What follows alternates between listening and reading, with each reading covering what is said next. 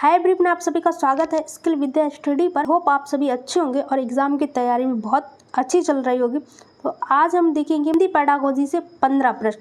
आपके सीटेट में हिंदी से 15 प्रश्न पूछे जाते हैं कंटेंट से, और 15 प्रश्न पूछे जाते हैं पेडागोजी के जो प्रश्न आज यहाँ हम देखने वाले। सीटेट में पेडागोजी बहुत ही इंपॉर्टेंट पार्ट है। अगर आपकी पेडागोजी अच्छी है तभी आप सीटेट को क्रैक कर सकते हैं। पहले प्रश्न से बहुत ही बेहतरीन प्रश्न है और पहले प्रश्न से देखते हैं।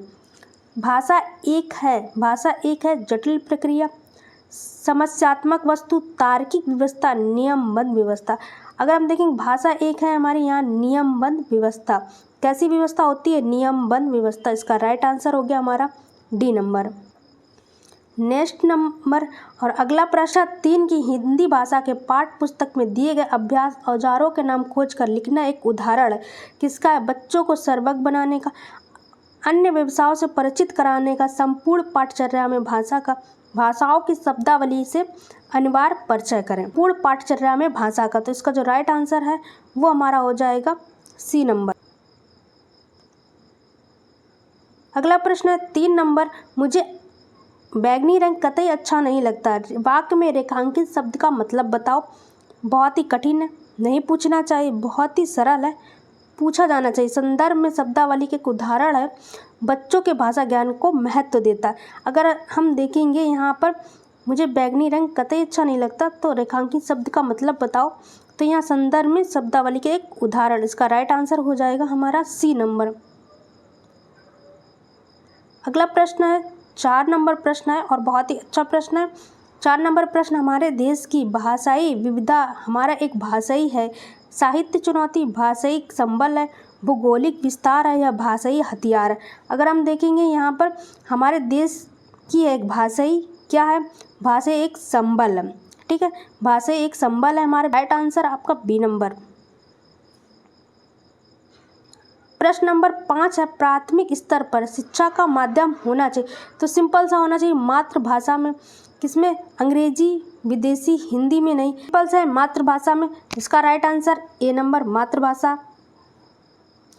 प्रश्न नंबर है 6 हमारा, विभिन्न प्रकार की शिक्षण सामग्री भाषा सीखने की प्रक्रिया को बनाती है सरल, रोचक, समावेशी, जटिल। अगर विभिन्न प्रकार की शिक्षण सामग्री कैसा बनाती है? हमेशा समावेशी बनाती है। इसका राइट आंसर हो जाएगा सी नंबर हमारा।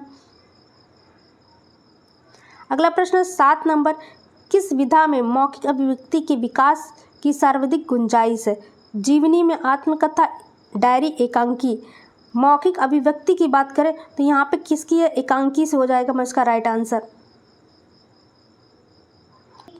प्रश्न नंबर 8 है, प्राथमिक स्तर के बच्चों को और के माध्यम से लेखन कौशल का विकास किया जा सकता है। लिपि ज्ञान वर्तनी से, रेखांकन शब्द लेखन से, रेखांकन चित्रांकन से, वर्तनी ज्ञान या वाक्य लेखन, रेखन और चित्रांकन से। 9 नंबर प्रश्न है, तुम्हारी परिचित नदी के किनारे क्या होता है? सवाल बच्चों का अवसर देता है अपनी नदी की जानकारी देना, अपने अनुभवों को साझा करना, अपने पर्यावरण का संरक्षण करने में, विभिन्न नदियों के नाम बताने में। तो अगर हम यहाँ देखेंगे तो अपने पर्यावरण का संरक्षण करने में, तो इसका जो राइट आंसर है वो सी नंबर हो जाएगा। 10 नंबर प्रश्न है, ध्यान से भाषा अर्जन क्षमता से संबंधित है। स्किनर, चॉम्स्की, पियाजे, ये वाइगोस्की। तो भाषा अर्जन सिंपल सा किसने दिया था? चॉम्स्की ने। तो इसका राइट आंसर हो जाएगा चॉम्स्की। मोना दूसरी कक्षा में पढ़ती, वो पढ़ते समय अटकती, वह से ग्रस्त है। किससे ग्रस्त है? डिस्ग्राफिया, डिसलेक्सिया, डिसकैल्कुलिया या अफेजिया। तो मोना ग्रस्त है डिसलेक्सिया से। अगर पढ़ने का विकार हो तो डिसलेक्सिया हो जाएगा, अगर लिखने का विकार हो तो डिसग्राफिया हो जाएगा।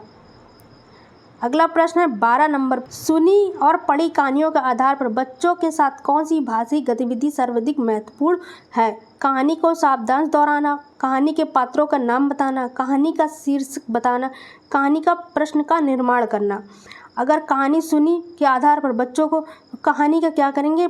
प्रश्न का निर्माण करेंगे। इसका राइट आंसर हो जाएगा हमारा डी नंबर। 13 नंबर प्रश्न है, देखिए 13 नंबर प्रश्न क्या है, प्राथमिक स्तर पर हिंदी भाषा का आकलन करते समय आप किसे सर्वाधिक महत्वपूर्ण मानते? मौखिक अभिव्यक्ति, लिखित जांच सूची या मौखिक? परीक्षा। तो मौखिक परीक्षा, इसका राइट आंसर हो जाएगा मौखिक अभिव्यक्ति। ठीक है, अगला प्रश्न है 14 नंबर, कविता के संदर्भ में महत्वपूर्ण है भावपूर्ण पढ़ना, व्याख्या, छंद या अलंकार। कविता कैसे पढ़ी जानी चाहिए? भावपूर्ण पाठन। इसका राइट आंसर है भावपूर्ण पाठन।